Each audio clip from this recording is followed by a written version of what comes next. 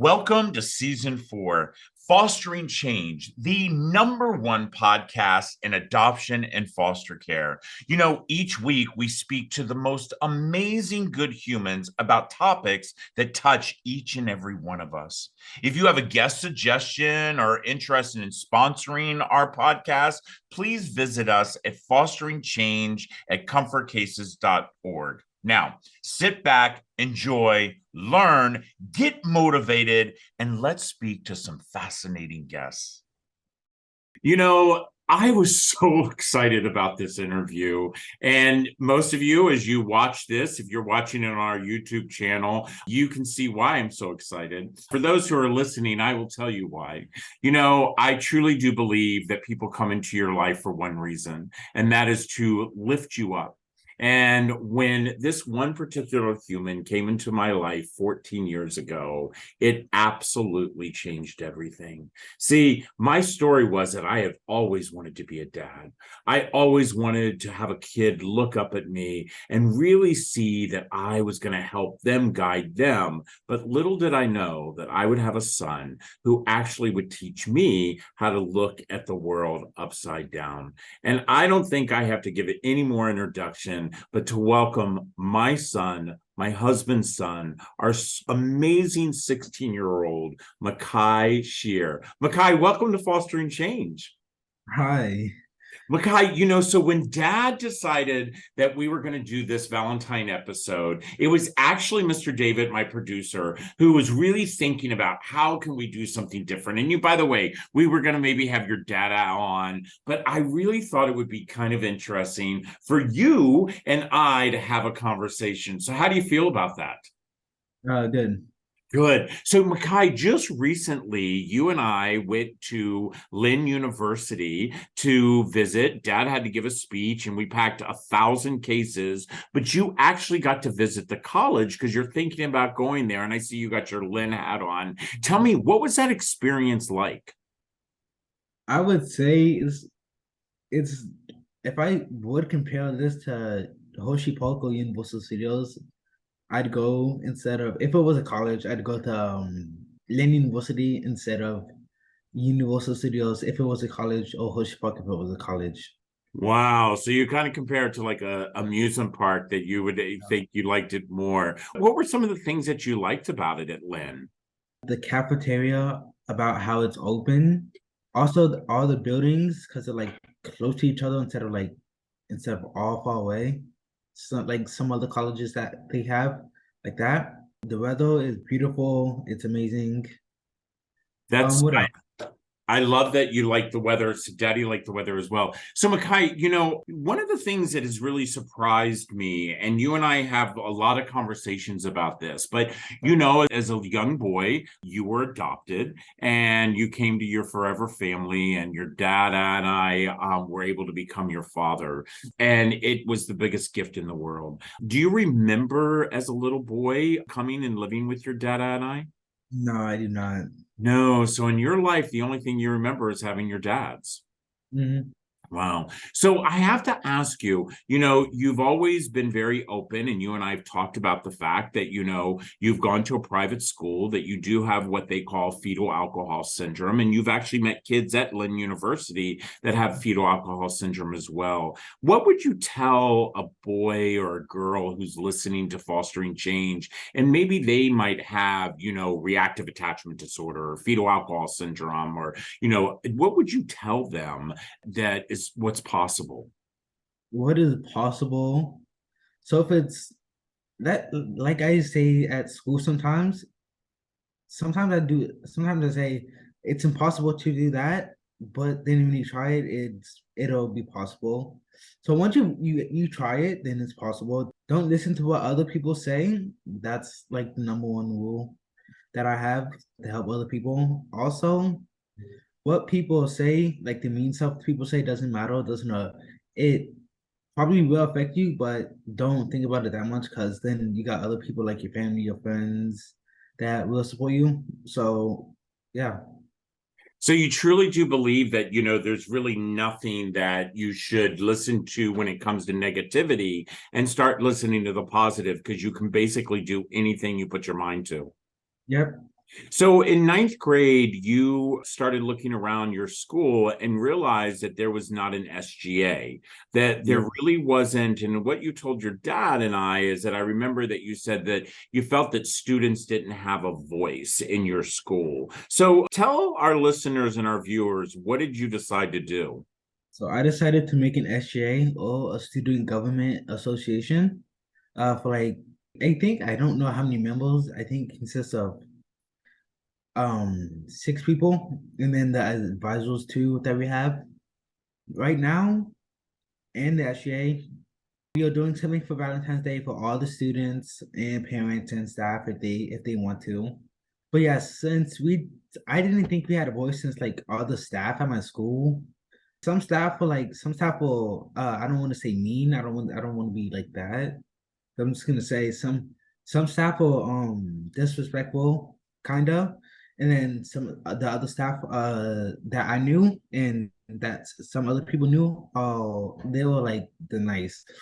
And then we had some old staff that I used to talk to. One of them was my favorite. So like he would take me on a walk at 2 o'clock in the afternoon before the buses and before I went home. So we would talk about what oh I would talk and then he'd have something to add to it. So like I'd say this staff did this and then he'll be like, what do you think would happen? So what do you think if we set up an SGA? That was like probably when I was in my old teacher's room. When we were talking, we were deep in that conversation because he was like, "What do you think would you could do better than doing what you did this time?" So I'm like, because I didn't have an honest answer. I was like, I don't know what I would do. So once he left, I started thinking about what he said, and so I went to the vice principal and I went to the assistant or the person that helps the principal.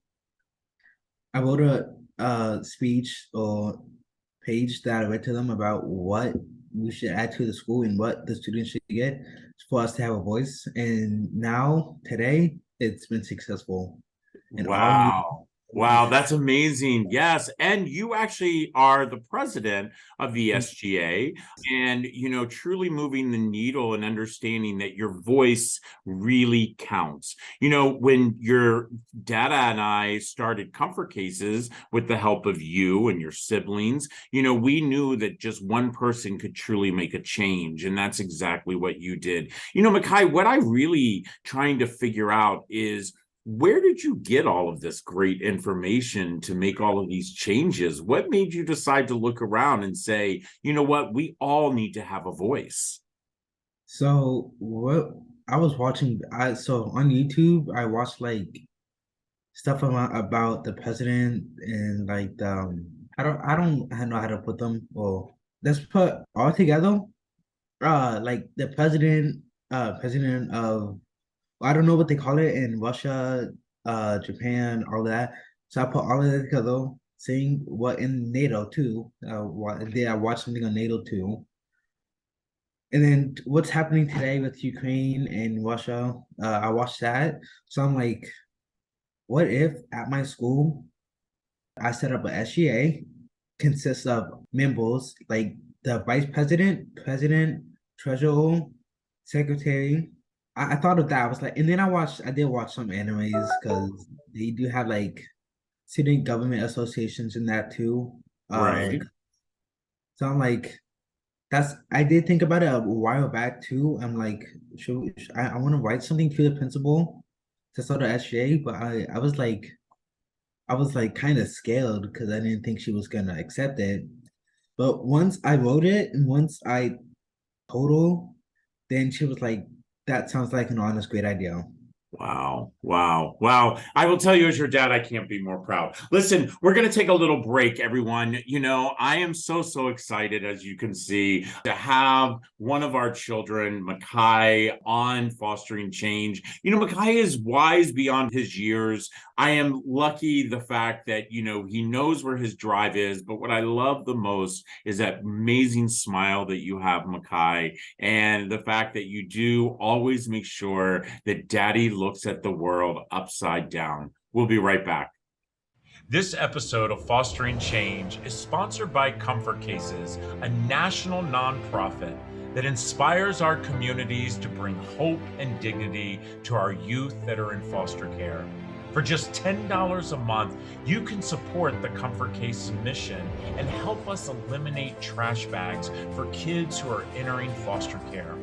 For every $10 that you give, Comfort Cases will give a Comfort XL to a child entering the system. Be part of the change. Visit comfortcases.org. Well, as I said, happy Valentine's Day. And for me, I get the love of so many, and especially the love of my son, Makai, who's joined me today. You know, Makai, we have a big family. You have 4 other siblings. You know, I see that Sky is right behind you watching this interview. You know, and growing up, you know, you've had your sister and your brothers. I want to know what it felt like in 2019 when all of a sudden you had a new brother come home, and your brother was older than you. What did that feel like? I don't. I didn't have a specific feeling. I had like mixed emotions like that. It's difficult. I don't know how to explain it or any of that. What I do know is that it was amazing. It felt great having an older brother. So like, because we have an older sister, so now we have an older brother. It's fun. He's fun.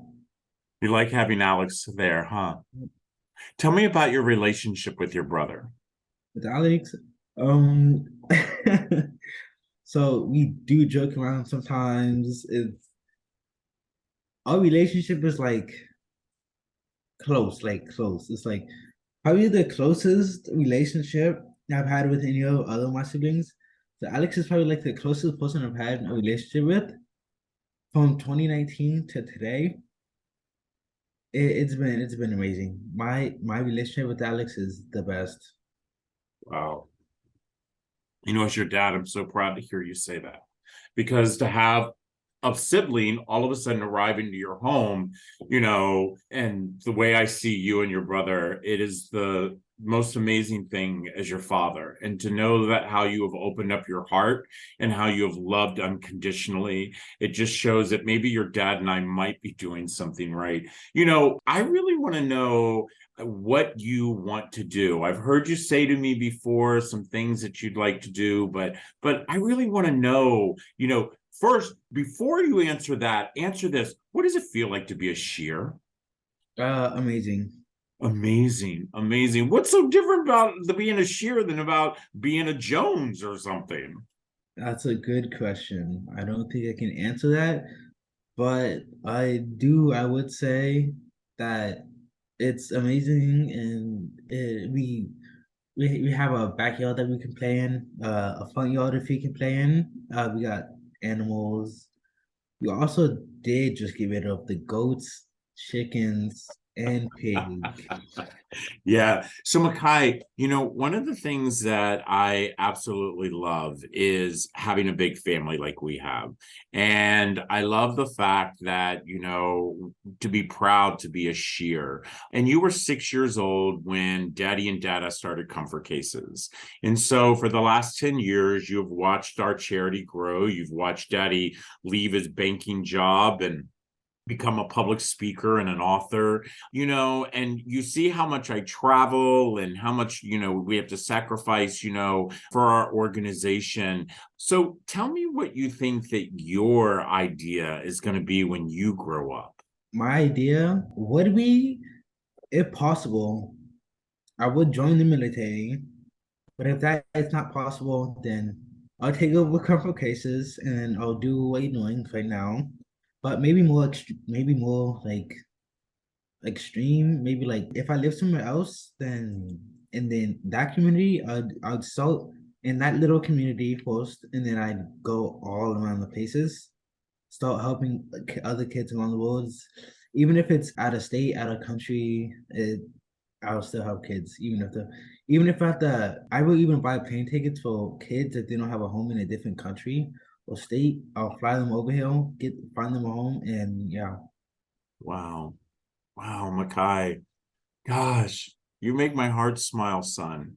The fact that you, one, want to go to the military, and you know how much dad loves the fact that I was in the Navy, but two, that you would love to take the family charity and continue and grow it. But what I heard the most is how you want to help, how you truly want to help other children. You know, Makai, I have to tell you, you are an amazing young man, and I am lucky every day that I get to call you my son.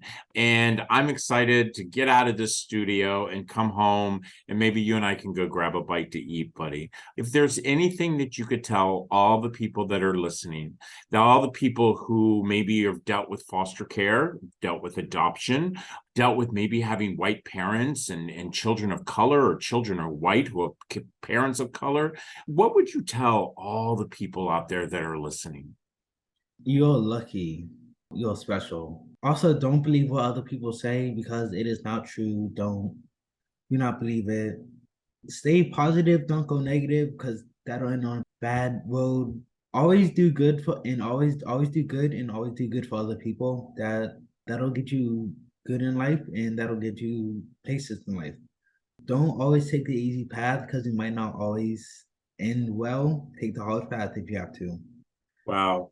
You're exactly right. I love the fact that you've actually been listening to your dads. Listen, everybody, you know, my son put it in the way that it should be. Be kind. Understand that your heart can be full of so much love to give to so many people. And I think that anyone who has watched this or hear this, they can see the love that not only do I have for my son, but the love that my son has for his dad. So, Makai, from your biggest fan, the person who am so lucky that you stand next to me every single day. Daddy loves you to the moon and back and around the universe. And happy Valentine's, my love, because Daddy truly loves you. Take care, everybody. Go out there and be a good human. I want to say thank you to each and every one of you for listening or watching the latest episode of Fostering Change. All of us on our team hope that you've learned something new today and have been inspired to be a good human. Now, just a reminder that you can always find Fostering Change on your favorite channels on Google, Spotify, iTunes, YouTube, and others, including, of course, comfortcases.org. I want to give a big thank you to all of you for joining us each and every week. And a reminder that if you have a suggestion for a guest, or maybe you might have a question about today's podcast, or are interested in becoming a sponsor of Fostering Change, please don't hesitate to email me personally at fosteringchange@comfortcases.org. Now, that's it for now. Thanks again, and we'll see you next Tuesday. Take care.